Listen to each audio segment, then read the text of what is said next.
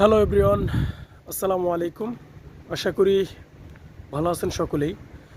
দীর্ঘদিন পর আবার আপনাদের মাঝে মালয়েশিয়ার কলিং ভিসার নতুন আপডেট নিয়ে হাজির হলাম।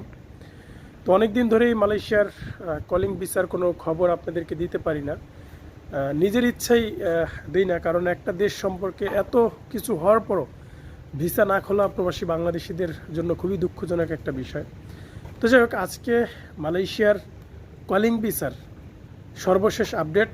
এক কথা বলতে পারেন যে নির্বাচনের আগে মালয়েশিয়ার কলিং ভিসা নিয়ে এটাই আমার শেষ ভিডিও। এরপরে ভিসা খুলবে কি খুলবে না সেটা নিয়ে নির্বাচনের পরে আপনাদেরকে আপডেট দেব।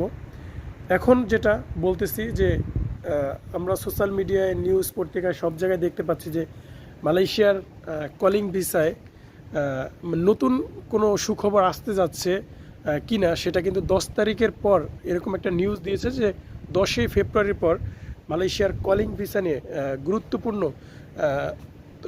কিছু তথ্য শেয়ার করবে মালয়েশিয়ার যে শ্রম মন্ত্রণালয় রয়েছে সেখান থেকে, এবং প্রবাসী বাংলাদেশিদের নিয়ে কলিং ভিসার কাজ শুরু করবে 10ই ফেব্রুয়ারি থেকে। তো এই বিষয় নিয়ে কিছু আলোচনা করব। ভিডিওটি ধৈর্য সহকারে দেখবেন, ইনশাল্লাহ সব কিছু বুঝতে পারবেন। তো বরাবরের মতো মালয়েশিয়ার কলিং ভিসার এবং কাজ সম্পর্কে আপডেট পেতে চ্যানেলটি সাবস্ক্রাইব করে আমার সাথে থাকবেন। তো চলুন শুরু করি। তো প্রবাসী ভাইরা দেখতে পাচ্ছেন যে চারদিকে লাইটের আলো জ্বলতেছে এবং আজকে হচ্ছে আপনার রাতের ডিউটি।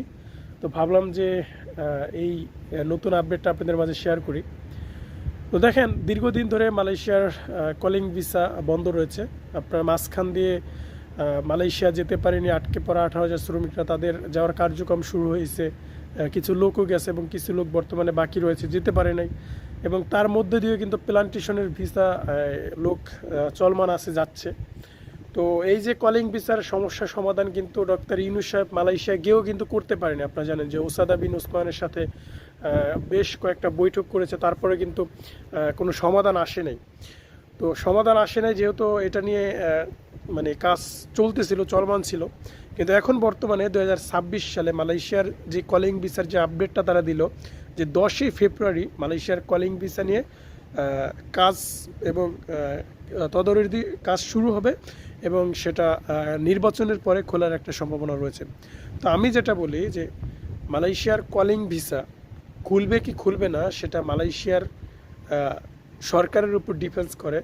কারণ সব দেশেই বর্তমানে ভিসা খোলার প্রস্তুতি নিচ্ছে। যেমন ওমানে বলেছে যে 2 মাসের মধ্যে বাংলাদেশের ভিসা খুলে দেবে, এবং মালয়েশিয়ার যে কলিং ভিসা সেটা একেবারে আনোয়ার ইব্রাহিমের কাছ থেকে ডিপেন্ডস করে যে তিনি বাংলাদেশিদের জন্য খুলবে কি খুলবে না। যারা বলতেছেন ইউটিউবে, খবর পত্রিকা দেখতেছেন যে 10ই ফেব্রুয়ারির পর নাকি ভিসা খোলার কোনো একটা সম্ভাবনা আছে।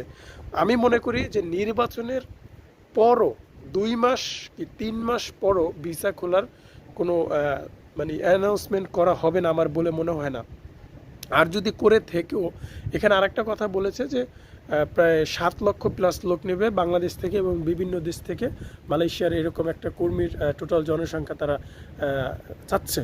তো এই যে প্রক্রিয়াটার কাজটা, সেটা আমি গত কয়েক মাস আগেও বলেছিলাম যে বেশ কিছু এজেন্সির বৈধ তালিকা চেয়েছে মালয়েশিয়ার গভর্নমেন্ট, এবং রেকর্ডিং এজেন্সির 5টা দেশে শ্রমিক পাঠানো নিয়ে এরকম একটা তথ্য তারা চেয়েছে। তো এই যে বিষয়গুলো তারা কিন্তু সেগুলো দিয়েছে, তারপরে কিন্তু মালয়েশিয়ার কলিং ভিসা খোলা হয়নি তাদের কথা অনুযায়ী। তো যাই হোক, নির্বাচনের পর মালয়েশিয়ার কলিং ভিসার খোলার সম্ভাবনা 100% থেকে 50% আমি দেখছি।